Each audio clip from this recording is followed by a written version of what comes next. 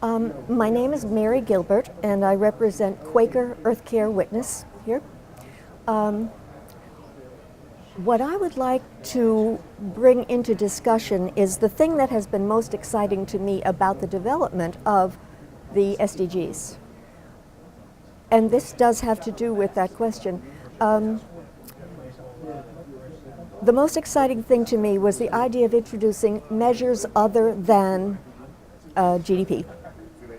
And I'm not hearing discussion of that.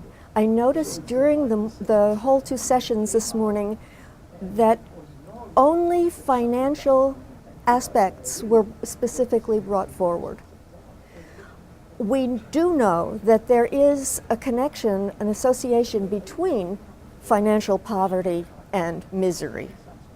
But what I'd like to say is that we're also assuming we know what the solutions are and where they should be. What I would like to suggest is bringing in some other kinds of measures, specifically suicide rates. I think suicide rates are a very good indication of misery.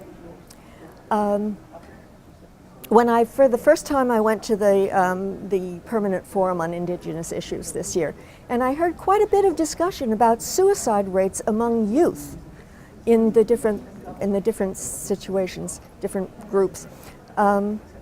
I think that disaggregated data on suicide rates would be a very good indicator. Then when you've got that indicator, you can look at, is it the young people, is it the women, is it the elderly, is it who is it? Who's hurting the most? And then in that specific situation, you can look at how the difficulties might be addressed. And that's not financial figures in, but I think misery is more congruent with like the Oxfam donut and things like that. So why should the Sustainable Development Goals focus on alleviating some of these inequalities and addressing some of these inequalities? And what specific types of inequalities, maybe in addition to some of the ones that you mentioned?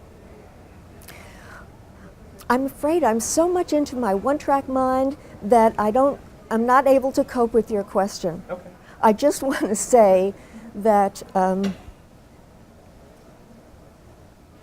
and my group is directly addressing Earthcare. So this is a little off track for me, because what I'm really focused on in life is the understanding that we participate in this Earth with all its different systems.